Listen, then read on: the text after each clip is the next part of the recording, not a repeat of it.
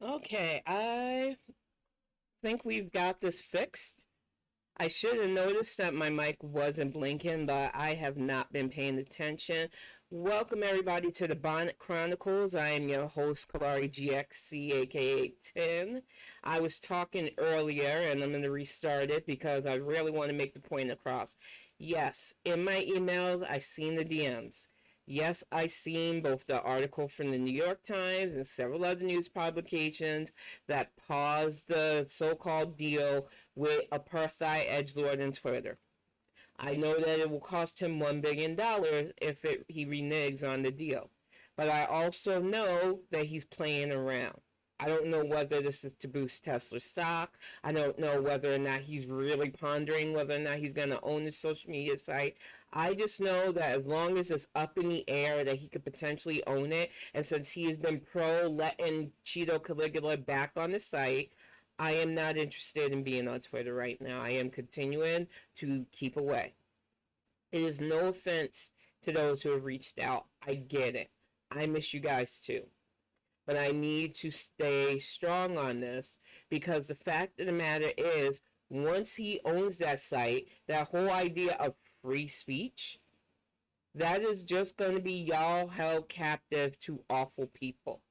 He just wants to open the floodgates to awful people and make it so that people like you and me have to take their garbage. I don't have to be on there though. You don't have to be on there though. So, like I said, until I know officially, and there's my phone again, let me know I go live. Until I know officially who owns Twitter, I'm staying off of there. I could put my content on here, I could put my content on YouTube. So, as I was saying earlier, well, I appreciate those who have reached out. I see the DMs every morning when I check my email. I get where you're coming from, and I know this was exciting for people because, like I said, my emails blew up this morning with those news stories. I'm just not ready to be back on Twitter. Honestly speaking, it's still a toxic place, whether or not Musk owns it or not. And taking time away has been good for my mental health. And I honestly think a lot of people need these kind of breaks from the back and forth, the fighting. And honestly speaking, there's so much serious stuff out there that we should be talking about, but it's hard when you get on Twitter, somebody reads what you say wrong or assumes something in what you're putting out there, and then you're busy wasting all your time instead of getting your point across, arguing with people over semantics. It's just not worth it. I haven't gotten into a back and forth argument with somebody in almost a month now, and it feels nice. I haven't had to be in the middle of two friends fighting over something dumb, and it feels nice. So, honestly speaking, until I know who officially owns Twitter, and depending on who officially owns Twitter, I will not be back. My last tweet out there was "See You Space Cowboy." I think it was fitting. One of my favorite animes of all time was Cowboy Bebop. So having it end like that is fine by me. You know, I know it's hard for people to, how can you just walk away? And it's like, I walked away from Facebook. There will always be something else. There are other things on the horizon. You just have to learn when your time is done. But tonight's topic is a serious one. It's one I was mulling over for a while because of the last week or so of things. There were such amazing announcements. Everything from Kari Pierre's appointment to replace Jen Psaki. And let me get her photo up here if I can. I just feel like this week has been a good week for so many black women, black men, black actors, and yet we face the same inevitable pushback. And so many people don't want you talking about it. They get uncomfortable. But we all have to move out of that comfort zone and start talking about these things so that it stops. Now, I've had the pleasure of watching Miss Pierre's growth from just commenting as a pundit on political things and being a guest spot on MSNBC before I stopped watching that channel. And I'm going to be 100% honest. Because of how toxic news networks are for me, I very rarely indulge in their nonsense anymore. But when I say that there are certain news personalities and certain pundits that I was always supportive of, she is definitely one of them, and I think she will do a fine job in the role of press secretary. But of course, you have people who constantly want to question the credentials, and she is far from the only one. You have a young lady who was hired to be in part of the Percy Jackson TV show, and a young man who is going to be Doctor Who. And for me, as somebody who loves sci-fi, as somebody who loves fantasy, who constantly has to insert myself and use my imagination for certain things, and who has always joked about the Highlander rule in entertainment for people that are my tone and darker, it is very upsetting to see us make strides and have people come up with that whole idea of, well, what's their qualifications? It is real easy to assume, and far too said a lot by people, that people that look like me have to prove our qualifications. We've seen it with Judge Ketanji Brown. We've seen the way people question the fact that is she qualified when she graduated magna cum laude from both Harvard and Yale. I don't know about you, because I honestly, I'm lucky. I got an associate degree a few years back. I consider myself smart enough, and I'm always learning, but I am not on the level of graduating from 2 Ivy League colleges and being top of the game. Yeah, I watched somebody who did that and is now sitting on the Supreme Court being questioned by the Swanson heir, Tuckhead Carlson, on her credentials, and you got to call it out for what it is. And what bothers me is not the blatant racist, because some of them are just the way they are. I can handle those who are in my face with their nonsense, because I can dismiss some of them as ignorant and then call out those who are dangerous. But the ones who bother me, and I have a perfect picture today of them, are these kind of people. Let me, no, not ready for you, Betty Boop. Let's get this image up here. These are the fence sitters. And yeah, he is a tuckhead. Tuck his head right up his keister. He is constantly firing off about how, oh, we gotta show our credentials, and are these women qualified enough to do these jobs? And it's like, sir, you literally had everything handed to you on a platter served by TV dinners. Stop it. It is infuriating. And what troubles me is how many people who swear they are on my side, the people in this graphic as you see here, who sit on the fence, they are protected by that level of privilege. They know equality is down there. They know fighting for it would make them uncomfortable. They know it is an unsung job. So they skirt the line. They say just enough stuff, but then they'll counter it with, well, I don't want to be too woke. You know what my problem with anybody who is supposedly anti-woke is? You are literally telling people like me that respecting people's humanity, that having a conscience socially is too much for you. I have never understood those who are anti-woke. I will never understand people who think it's okay to be that way and think that it's safer for them. If we want better in our society, we have to stop worrying about being safe. And I know there are people out there that try. Being a so-called ally isn't easy. But if you're in it, it's like I said earlier in this image, and I mean it. It is a lifelong commitment. You cannot just wishy-wash anti-racism. You can't just say, oh, I'm anti-racist, but I'm not going to confront anybody that says anything racist because I don't want the confrontation. I'm anti-racist, but I don't want to come across as too woke. I don't want to get involved in every single issue. I understand that it can be exhausting, honestly. And this is why I don't give my opinion on every single thing that's wrong in the world. But if I see something that's wrong, it is on me to call it out, because silence is just as good as enabling that. If somebody is doing something anti-Semitic, especially if they look like me, I call them out.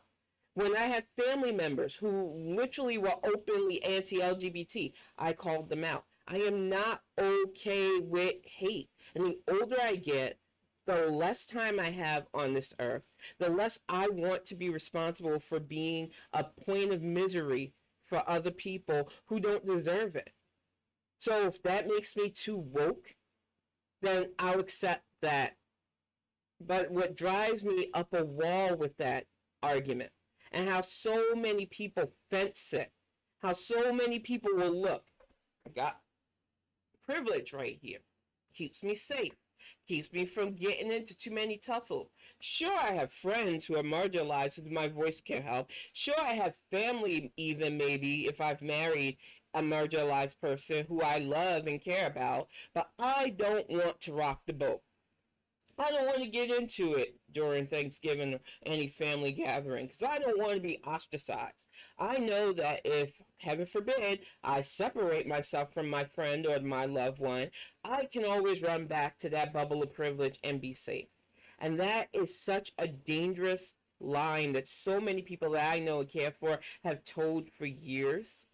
And after the last few years, it's unacceptable. This world can't get better if we continue the status quo. And like MLK said, not just the I had a dream, the most dangerous people are those who want an uncomfortable peace over an uncomfortable set of equality. You're going to have to move out of your comfort zone for equality to happen. You're going to have to really reevaluate what's funny. I talked about it on Tuesday. So many people are tired of being society's punchlines. So many people are exhausted by the constant reminder that somehow we're a joke for existing. And exactly, Blue. And I honestly know that it isn't easy cutting off family. It isn't easy walking away from the people that you grew up with. But I've cut toxic family off completely for stuff like that. Because people like to think that, racism is a one-sided street. And I can tell you that systemic racism, yes. Honestly speaking, only one group truly benefits from systemic racism, even though they've opened up the doors to so-called model minorities. And I'll get to the minutiae of that later on. But bigotry is in every single culture. And when I had kiddo, instead of people opening up their hearts and opening up their doors, there was a lot of really nasty sentiment. Stuff that I had to call out because they thought, well, it doesn't matter. You're going to raise them black anyway, so it doesn't matter what we say, but it does. I don't want my child hating any part of himself. I didn't have him for him to have to doubt any part of his culture or heritage. And I think it's sickening in this day and age that we have people that indulge in easy bigotry, or what they think is easy bigotry. There is no easy targets in my life. Whether you're friend or foe, my job is to make it less likely for somebody to just hate on you, especially for superficial reasons. I don't have to always agree with people to want to protect their right and dignity as a human being. And that is where we all need to be, and it is not an easy path. There are times where weighing in is vital and staying silent is vital. Listening is vital. One of the things I tell people all the time, a red flag for me is when people tell me, oh, I'm your ally. If you've got to tell me something like that, those are the words that leave your mouth when you're talking to me, because it's always towards something heated. And especially when they follow it up with a threat of, well, I will just walk away. You're not an ally. Allies aren't told. I mean, they don't tell you. They're told. You are shown from your work, from your activism, from your actions that you are an ally. And somebody who feels that you have been helpful to them will tell you that you are their ally. But far too many people get in their heads that, oh, enough people around me like what I have to say. I've never really done the work for anti-racism, but I say things that people like on social media, so I'm obviously an activist. The last few years, the hashtag activists have been ridiculous. It has been so exhausting dealing with these type of people who type out something on social media and automatically think they're the next Malcolm X. And it's like, no, show me beyond your words on the app what you're going to do to not only better things for people, but to make sure the things that were socially acceptable years ago are no longer. I'm Gen X. I'm sure that most of you, even in this chat, understand what that is. We are over 40 at plus. We're not old enough to be boomers, yet we get called that and we don't care. We are literally the lost generation. We are the generation before everything started to become a little bit safer, where people started to care a little bit more about people's safety, especially kids' safety. We were the kids that could go out all day and disappear until the street lights came on, and heaven forbid if we didn't get in before then. We were the latchkey kids. We were the kids that smoking was still allowed in every facet of our lives. So when I say I have seen so much change happen in a quick amount of time, and so many rights that used to be just up in the air, now being threatened again, it's not okay. I remember growing up with a friend dear to me who was in the closet because he had to be. Because being openly LGBT was a good way to get yourself lynched. The fact of the matter is, he's still not in a safe place. He's able to be a bit more open. Him and his husband have a beautiful family, raising two amazing sons. But now we have states that are literally trying to create laws that say, oh, if you openly say that you're LGBTQ, we're going to target you. And we have to stop. This fence sitting has to stop. And I know I have anti-racist, but you need to strive to be anti-bigot, period. I know I'm a cis straight woman. I joke with Greg all the time about that, because I was like, if being sexual was just a straight choice or a gay choice, there are so many of us who've dealt with jerks that would just automatically not deal with being straight anymore. So it is infuriating to me that people do not respect the fact that there are people that know. They know who they're attracted to. They know who they could fall in love with. And understand that it shouldn't shape who you are as a person unless you don't understand. And as a human, everything we do depends on how we were raised, who we are as a person, and that can change as well. And that you need to be open to be an understanding. You need to be open to knowing yourself and respecting that others know themselves. And as long as they are not putting people in harm's way, what goes on in two grown-ass people's relationship is none of my business. And I have made that clear to especially former friends, because I lost a lot of friends over the years. A lot of my friends who used to be hardline conservatives, especially living in the South, I tried to be open to just about anybody who wanted to talk to me. And before I moved back up north, it was hard severing ties. But the last few years, seeing people's attitudes towards things, having them openly support somebody who literally caused so much harm and death, I realized I can no longer just be friends with somebody just to say I'm friends with them. I realized that it limits things. I realized that it closes doors. I realized that it hurts feelings. But when I have to debate my humanity with people, it is not worth it. And yeah, I live in Michigan now. I honestly did not think I was going to move back to where there was snow. I had, settled in North Carolina for the longest time after leaving Florida, because Florida was the Wild West. I honestly sometimes wish I had stayed in Florida long enough to stop Death Santas from taking over, but I couldn't stay there. That state was just There's just more bad memories than good there. But I love the South. I think it opened my eyes being a former New Yorker to learning that let people show you who they are. A lot of people make assumptions about the South. Some are genuine. When I stayed with my grandmother in South Carolina, there was literally this gross looking store. Like I wouldn't have went in there even if they paid me. But literally had a little placard that said no colors. And he was proudly sitting on the little porch of that store. I don't think it's still in business. And just thought it was cute. And this is a little shitty town in South Carolina. So people shouldn't be shocked. But my first real Southern experience was in Florida. And when I say I lived in the most redneckiest part of Florida, Old Winter Garden. You would think that a little black girl like me back then would not have survived in that area. And when I say my neighbors treated me like family, it was no joke. You have to let people show you who they are.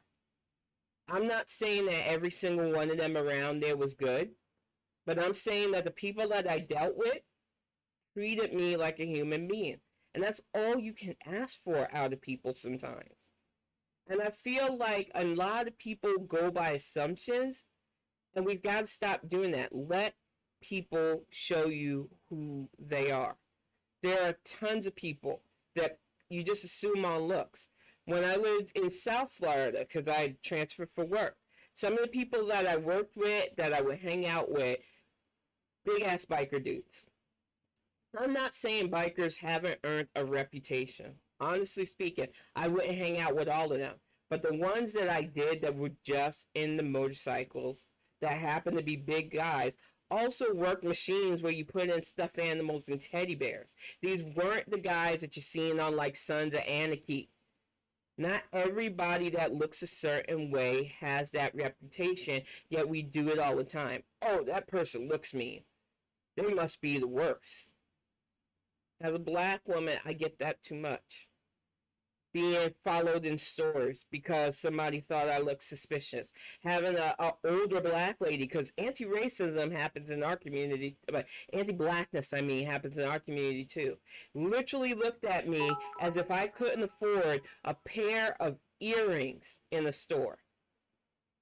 It was such a humiliating thing.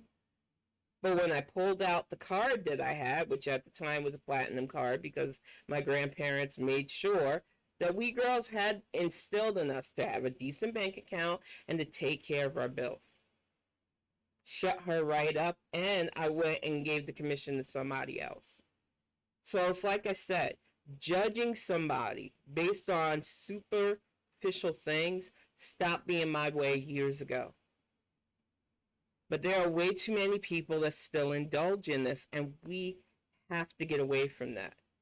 The most dangerous place to be in this day and age is apathetic. The most dangerous attitude to have is, well, I don't like it, but I don't want to talk up about it too much, because if I talk about it too much, people will assume that they can't say anything around me. And what if people just want to make a joke? And like I said, the comedy world are the ones that are really pushing the whole anti-woke nonsense, because a lot of them made their living punching down. A lot of them still make their name calling people names, making people feel inadequate, pointing out anxiety while they're the most messed up individuals. And like I said, I've learned over the years things that tickle me and things that just aren't funny anymore. Actors and actresses that I used to respect, that I no longer even bother with their stuff because I don't have to. For every comedian out there that used to make me chuckle that don't, there are plenty out there that still can get a laugh, that don't have to go edgy just to be edgy. And honestly speaking, it isn't that they're being canceled, it's just that their material isn't landing anymore. And people need to understand that it is okay to change. But if you cannot change, you need to accept that you are going to go the way of the wasteland. Some of my favorite things to do is go back and watch some of the celebrity fryer roast from the 60s and 70s. That kind of humor would never fly in this day and age. And it's crazy because, for real, it seems way less raunchy than the stuff people say today. But it was more cutting edge commentary. There was a lot more socially accepted norms that we cannot allow anymore. But there were times where it was still funny and I could still chuckle, especially since it reminded me of times with like my grandpa. Those were like one of the best times sitting with him and watching the Dean Martin roast. But those days are in the past. You can enjoy aspects of that without having it come back. And I worry about the people who get apathetic and drag us back to those days where people are dehumanized for the ha-has and rights are rolled back because. And Dave Chappelle is a hard subject for me because I really enjoyed him back in the day. I don't know anybody who didn't watch the Chappelle show. Friend, family, all of us enjoyed it.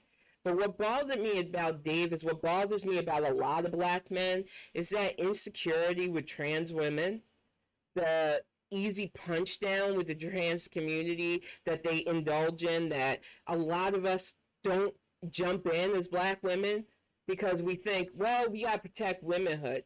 But our trans sisters are women. And Dave's problem is he thinks it's funny. He thinks, well, they're an easy target. People side with me in my community anyway, so I'm just going to keep doing it. Even now, after that attack at him at that festival, which I don't agree with, I don't think you should just storm the stage outside Will Smith. I still think Will Smith deserves to smack Chris Rock. I know people disagree with me on that. I don't care. But I don't think audience people should storm the stage and attack comedians. What bothers me about Dave is that he turned around, took that very horrible act that happened to him and used it to punch down on transgender people again. So with that joke that he made, and it was a quote, so it could have been just taken out of context, but knowing Dave, it wasn't. He just loves saying things to be edgy. I'm done. I do not support his new stuff anymore. And it kills me because I think the last thing that I liked about him was, I think it was called 9 Minutes or something like that. He did it right after what happened to George Floyd. And at the time, especially feeling the way I was feeling about brutality, about how it was to survive in America, we needed it. It was funny, yet poignant. He hit upon a lot of points. He made me hollow with laughter when he talked about Candace Owens. He has a way with comedy, but he also knows that he could say harmful things just because. And until he stops doing that, for me, it's just not worth continuing to support his comedy. I don't want to cancel Dave Chappelle. I want Dave Chappelle to be better. He is a father. He will be a grandfather one day. What would happen if somebody in his family came out as transgender? And go ahead, Blue. I'm open to hot takes. I just feel that for marginalized people, it's real easy to lose sight of protecting people. It's real easy to think that, the trans community can handle a joke or two. But when they're literally the demographic dying at an alarming pace still, I think we are up to 14 in just reported cases alone. Between the news misgendering them, between their cases not being completely solved. There's a young lady that's currently missing in Georgia that I've been following, that her killer is on the loose. I am pretty sure that she is dead. And nobody takes it seriously because, it's just a trans woman. And it's got to stop. I am tired of seeing people bury their loved ones because the world just doesn't accept who they are. It is not easy knowing who you are, having to try to transition your body to reflect that, and having the world reject you. And trust me, I get that, Blue. There is a fine line between self-depreciation to let people know what you're okay with, But the thing is, when somebody that's non-trans is constantly punching down on that community, that's where I pump the brakes. I got into an argument, and another reason why I'm glad I'm not on Twitter, with a former friend who is a bisexual woman, who argued with me over people calling Lindsey Graham Lady Lindsay. I'm not a fan of Lindsey Graham. I lived in South Carolina. I know the rumors about Lindsay. None of my business. Until he openly calls himself LGBTQ plus, it is not my right to speculate or make jokes, and I don't think it's right to make jokes about his orientation. So when I seen people who I know are in heterosexual relationships throwing around the Lady G because it's for the ha-has, I called it out. And a friend of mine who at the time had openly said that she was a bisexual woman, or she might have even said that she was full lesbian at the time, she thought it was wrong of me to call people out for calling him Lady G. And I said, look, I'm not calling anybody in the LGBT community out. If you want to mock Lindsey Graham, that is your right. But me, as a straight woman, doing that, where's the line? If I continue to let somebody be a punching bag, then what right do I have to say when somebody's using me as a punching bag? I know that some people have limits and lines, and it is okay. Depending on who you are, how much hate you've dealt with in your life, you might have certain boundaries that you have set with jokes and acceptableness. I think people need to understand that for me, as somebody who has dealt with irrational hate, I'm not okay with punching down on even assholes like Lindsey Graham's sexuality, because the moment you start letting homosexuality be a joke instead of somebody's life, you start looking away from awful things like the Don't Say Gay bill. You start looking away from violence committed against them. I don't think it's a joke to make fun of somebody's sexual orientation anymore, but I do love a good self-depreciating humor. I make fun of my looks all the time. I tell people all the time, I don't go out there to be the next Victoria's Secret model. I'm a thick sister. I wear my scars openly. I'm just who I am, and the older I get, the less I care about certain things. But when I'm talking about me, that's different than me targeting a whole group of people. And I think we need to get to that point. There shouldn't be a safe zone when the group that's the punching bag is a constant source of just brutality. And when I think of the LGBTQ community, especially with Pride Month coming up in less than a month, it kills me that we are still in this day and age having to fight for their rights, having to fight for their abilities to exist as human beings, and having people act like it's not a big deal. It is, because if their rights get restricted, yours is right on the line too. And as women, I really want to keep reminding my fellow women, our rights are never safe. Our humanity is always up for question, and we keep getting our existence tied into one reproductive aspect of our function, and that's not okay. I want little girls to grow up feeling like they can lead. I want little girls to grow up aspiring to dreams that back in the day, I literally had men say, well, you ain't gonna have to worry about that. You're just a girl. I remember when Jared Lee Feraldo, and I bring this up a lot because it stuck with me. It was my first really visceral misogynistic memory. Having an uncle say, Mondale, he sure messed up picking that woman. Nobody's going to ever put a woman in the White House. You imagine being a little girl hearing that from people you respect, people that are raising you basically in our community. The hate that Geraldine Feraldo got from our side even drove me up a wall. And that's what kills me about the labels of being liberal and being democratic, because even within our party, The disrespect of women is still strong, and it has to stop. If we want a better society, we have to start treating each other better. And I know it's not easy.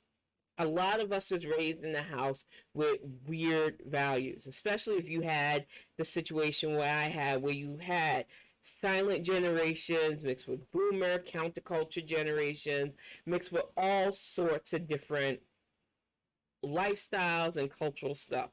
There were times where it felt like I was living a commune life, and times I felt like I was living a weirdly religiously structured life. So I've taken bits and pieces from everything my family had, and I've weeded out the stuff that I knew was toxic, negative garbage, and I try to utilize the stuff that keeps my house at peace. But when I tell you I had to unlearn some really stupid things, some really stupid, bigoted things, that's why I said it's not an easy road, but it is one anybody can go down if you want to. And it's not to get praise or a pat on the back, because I really want to keep reminding people that the road to being better, and oh, thank you so much, Blue. Thank you for those gift subs. But the road to being a better person is to constantly work on yourself. Realize that you're not a perfect person, that flaws happen, that you're gonna mess up. There are things that I learned, especially being a grandpa's girl. My grandpa was one was a Korean War veteran, and the other one was a World War II veteran. My dad was a non-vet. So I grew up around military men. I think you can imagine some of the stuff I've heard, some of the things that I had to unlearn from that experience. And I take a lot of things they said to heart as well. I realized that despite serving their country, despite giving their all, especially with Memorial Day coming up, it's a real touchy thing. I've got the flag that my grandfather was buried with because he got honors when he passed. I've got the placard that President Carter sent to him after he died. I take that stuff very seriously, but I know that there were a lot of things that they espoused as well that I could not get behind. A lot of hateful things that they honestly, for them, for what they experienced being in the military, risking their lives for this country, and then coming back to bullshit like Jim Crow, I can't blame them for their feelings, but I realize that I can't continue their feelings. I know that what they felt, especially at the time, was genuine. What they felt was relevant. But I also realize that we can't get better if we close ourselves off. We can't get better if we close the gaps and don't build bridges with people. But we have to be able to trust crossing that bridge. And we have to trust the people that claim to be our allies really have our back. Not just when people can see it. And definitely when people are asking for our qualifications when we're overqualified. Slamming any appointments to whether it's a Hollywood role or whether it's diversity in gaming, which that cracks me up. The fact that there are people literally pushing against my skin palette in video games in this day and age. I laughed about it the other night talking with a friend about how on Twitter, which, like I said, every time I think about Twitter, it's stressful. So I'm kind of glad I'm not on it right now. But getting to talk to artists like Gail Simone, who had an amazing thread about representation. And being a gamer since the early 80s, I talked about how games weren't geared towards women for the longest time, and definitely weren't geared towards people like me for the longest time. And I love that that's changing. And like clockwork, the mansplaining brigade decided to invade the thread, even though she was very polite and clear on asking women how we felt about this, because Gail Simone's amazing with doing that too. And she just really wanted to hear from women how we felt about representation and get our opinions on what games could do to attract women more. And yet, like clockwork, just like the people who were not all in any threads where I talked about racism, these guys came in and said, well, I never let representation affect my gameplay. I've never worried about a game where characters are diverse or anything, and I don't see why it should matter. And my response to him was very short and blunt. You've always had representation, so of course it doesn't. When you are the default, you think that's the way it's supposed to be. And heaven forbid we open up the world to have the palettes and shades that actually exist, the storylines of people that don't just look like you, but might even have the same situations as you. Because, like I said, growing up in New York, a lot of us had the same experiences, no matter what our tones look like. A lot of people growing up in the South had similar experiences. So what drives me up a wall is when we go into fantasy settings and you have people saying, well, we can't have people that look like that. That's game developers are just being too woke. And like I said on Tuesday, one of the reasons why I never really jumped into the BioWare community like I've done other gaming communities was because of some of the nasty racist stuff that I've seen after Dragon's Age Inquisition. And while I am looking forward to the Dragon's Age 4 game, which they don't have a title for it yet, I'm sure it's going to be something around the Dread Wolf or whatnot. I'm still not going to be vocal in their community because of the nasty, disgustingly racist things that I've seen within their boards and acceptableness of it. And for the few people that really tried to push back against the hate, you have way too many people going, oh, you're just virtual signaling. You're just trying to be woke. And it's like, no, there are people out there that are just sick of this being the norm. And I just want to thank those of you who speak up. Because there are a lot of people who think, oh, I shouldn't. One of my dear friends, who I run a static group with on Sundays. Sometimes you'll see me. On Sundays, I run DDO. One of the things that he spoke up when they did a revamp of certain racial things, half-elves, were one of them. Well, when they previewed it, he noticed that the half-elves in the game only came in a certain tone. And he knew that I was going to play because elves are my jam. I've always loved elves since I was a little girl. I grew up with Tolkien. I loved elves. Dark elves, regular elves, wood elves, moon elves, every kind of elf. So DDO is like my wheelhouse for so many things. And everybody knows I've been playing Kalari, Cam, Nixie for years, and I've always played them my shade or darker if I could get them. But when they first put out the half-elf preview, I think they wouldn't have passed the paper bag test at all, just to put it that way. And my one friend went to the boards. I did not ask him. I would not have expected it at first, though I should have, because he's always been vocal without trying to get a pat on the back for it. And he went and he said, hey, you know, even though I'm a white guy, I can see the issue here. You know, you have DDO players from everywhere, and you normally represent every palette in the game. So get on that. And they did. And he didn't have to do that. I'm sure he faced pushback from some people like, why does that matter? But it does. I remember a few years back, we had a show us who you are thread in the different forums. And a few of us joked around because it was nice finding other black people that played DDO. And we said, you know, it's nice to see we're not the only ones. And like clockwork, somebody came into that thread and said, well, I don't see why that matters. And it's like, I hate that argument at this point.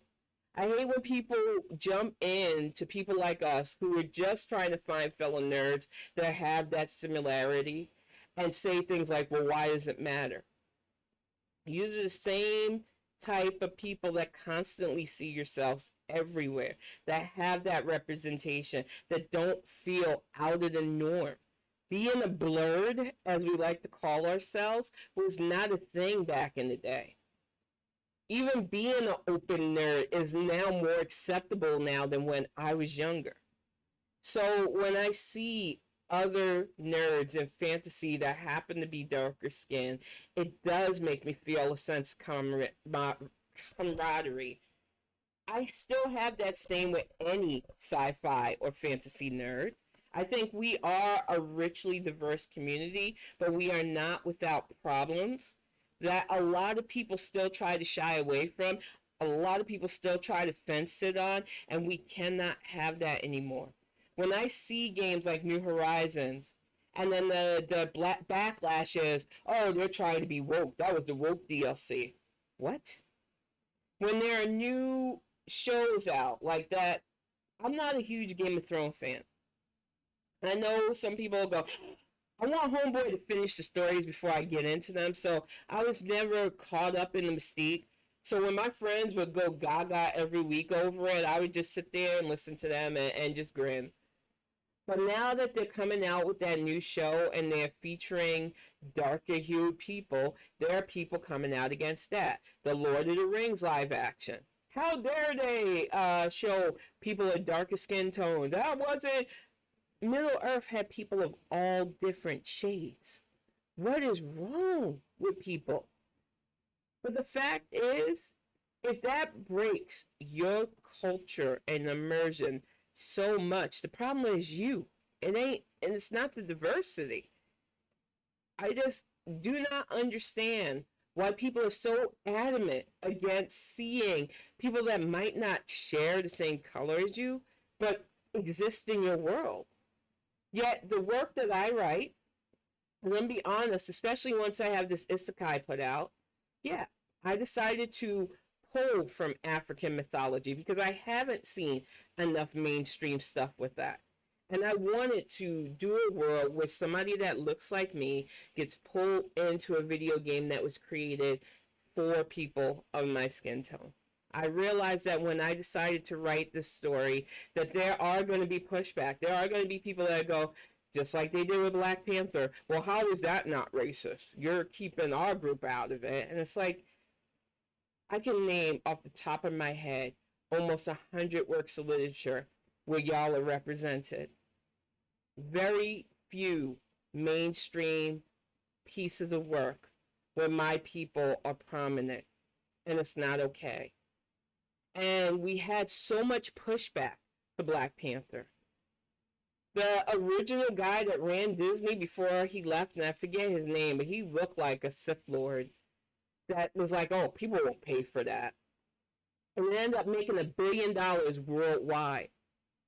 Not just here in the States, which I wasn't shocked about here in the States because we were just so excited. And for all the technical issues I had with that movie, it was well written and well done.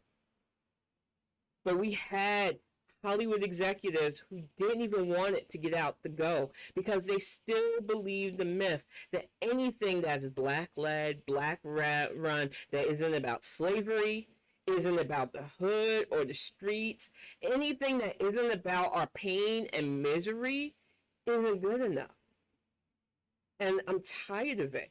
There is a rich fantasy. I have been immersed in so much mythos because African mythology is so vast and spread because Africa is a continent. So every different region has its own mythological story and they're fascinating. And I just wanted to give proper respect and breathe life into this world. And I am hopeful that people understand when I put this story out there that that is what I'm trying to do. We had things like dragons and giants and sprites and things that I thought were only in things like Celtic and Norse and other mythologies. And there are just so many interweb fantasies that they're just fascinating to me. And then being a gamer, being able to interlock my gaming knowledge into a story, because I've always thought isekai was a fascinating concept.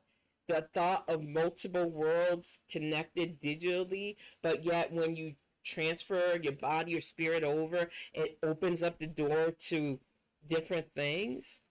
And how would a person react to that? Especially for me, how would a black woman react to being thrust into a whole nother place? Because we often aren't the focus in such stories. it's often dudes.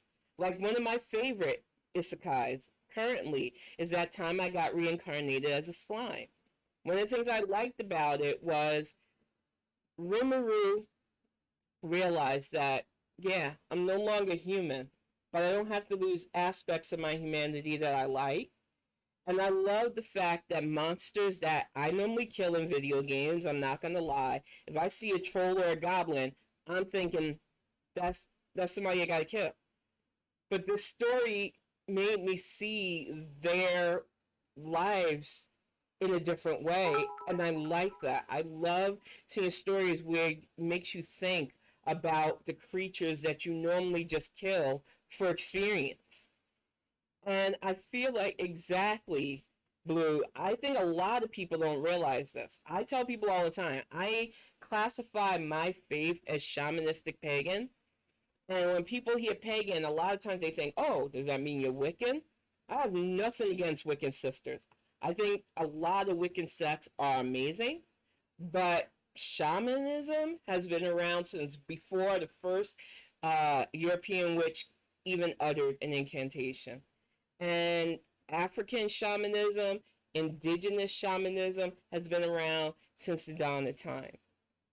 And I feel like there is such a rich cultural thing with both magic and the supernatural that can be touched upon in stories. And I really look forward to showcasing that because for me, I feel like there's still not enough in the mainstream. Some people know characters like Anansi, which they should. If you watched American Gods before they got rid of Orlando Jones, which that's when I stopped watching, you know that he is a rich character. He is a trickster, but there is so much more to his stories. And I want to bring his character and his kids to life because a lot of people don't think about the fact that he had kids. I have re-envisioned them in different forms, and I'm looking forward to just putting this world out there. And I really, can I gift you a book? Sure. I love to read. I have a huge library, and it's funny because Kiddo is the same way. And every year I have somebody who sends him a first edition of books that he likes. He's gotten Moby Dick. He's gotten The Old Man and the Sea. We are a very literal literary household here. So, uh-oh. Nightbot, I apologize. Let me get that fixed. I forgot my thing for links because I get a lot of raids. So let me get you out of the doghouse here. Give me just a second, Blue. I apologize for that. Apologize for that. Golly. I'm just very protective because of the topics we do on these casts. So it tends to time out people for that. Okay, let me time out people for that. Okay, let me minute. Let me give me just a moment. Give me just a moment. Okay, I don't want automod. Okay, I don't want automod. Okay, I don't want automod. You might have to send me that in a DM for now because Nightbot is really being a pain in the butt. I've got to fix those settings on that. And it's just because I keep the chat free currently of links because there were a few issues with Twitch early on, especially where people were spamming certain creators with stuff. So to keep the channel safe, I tend not to have people put links in it, especially since I upload these to YouTube. And no, it's not your fault. I hate that I have to do that to people I know wouldn't harm the channel. But every time I've been a little lax, people have taken advantage. That's why I had to be careful with the sound alerts, because I had a whole bunch of people who followed me from another popular stream that decided to spam my alerts over and over and over again. It's the trouble with that. And let me get out of mod view. But I really do appreciate y'all sitting in with me tonight. I know the topic that I talked about was a bit all over the place, but the heart of the conversation is this. We need a better world.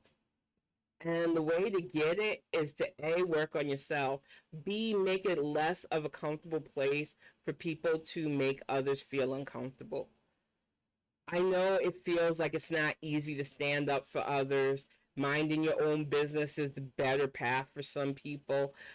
But I feel like we need to get to a day and age where people stop being others' punching bags, where we stop having acceptable forms of bullying and bigotry.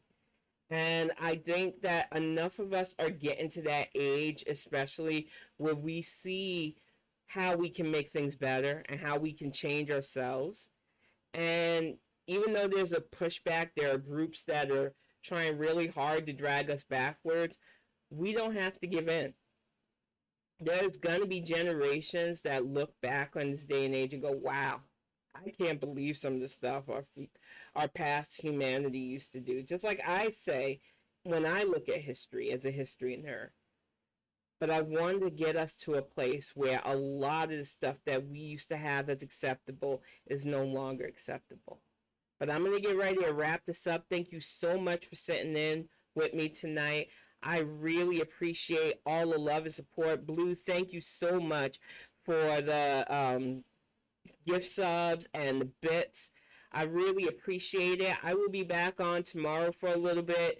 I'm going to do Lost Ark for a bit. I might even jump in and do some Diablo riffs because that was a lot of fun lately. I didn't think I was going to enjoy that game as much, but I jumped back on my Diablo 3 account, and it was a lot of fun doing those riffs. So depending on my mood, I might do either or. Also, I will be on Sundays. That is almost every Sunday, unless the group can't meet up for D&D. That's on DDO. And I really do appreciate it. And I love doing these Bonnet Chronicles, Blue. I try to do them twice a week now, but depending on kiddos' schooling and stuff, sometimes Tuesday's a no-go. But I should be back on next Tuesday. I want to highlight stuff for the midterms, so that's why I got it started up early. But I really do appreciate doing these. I like talking from the heart. You have all been so supportive of this. And like I said, I mean, you're so silly. I really do. I am going to have links up for my work soon. Because like I said, I used to focus a lot of stuff on Twitter. And then after I left the magazine, I've just been blogging here and there, like on Medium sometimes and stuff. But I've got a concentrated Wattpad account that I'm going to put a lot of the stories on. And I've been working with an artist on some really cool stuff. So hopefully soon, you're going to get an explosion of work. And like I said, the sci-fi novel is finished.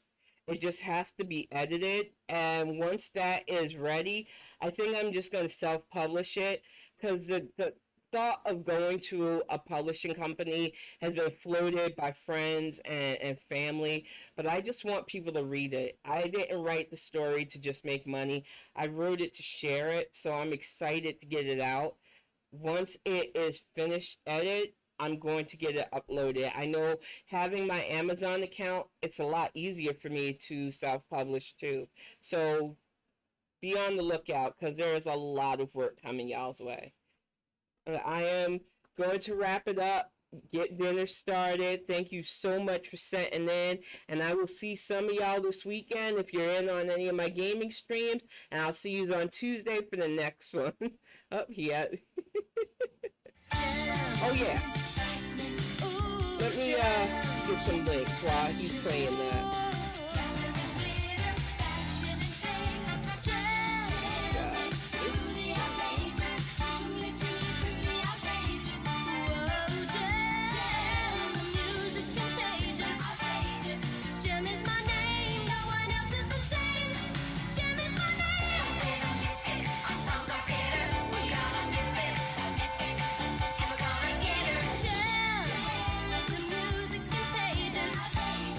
Jam